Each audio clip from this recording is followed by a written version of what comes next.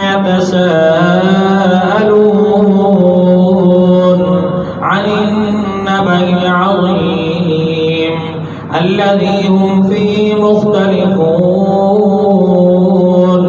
كلا سيعلمون ثم كلا سيعلمون ألم نجعل الأرض مهادا والجبال أوتادا وخلقناكم أزواجا وجعلنا نومكم سباتا وجعلنا الليل لباسا وجعلنا النهار معاشا وبنينا فوقكم سبعا شدادا وجعلنا سراجا وهاجا وأنزلنا من المعصرات ماء ثجاجا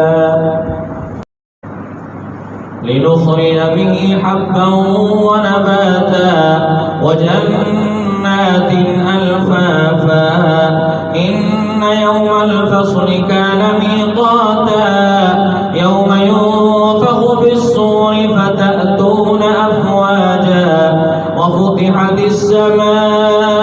السماء فكانت أبوابا وسيرت الجبال فكانت سرابا إن جهنم كانت مرصادا للطاغين مآبا لابثين فيها أحقابا لا يذوقون فيها بردا ولا شرابا إلا حميما وغساقا جزاء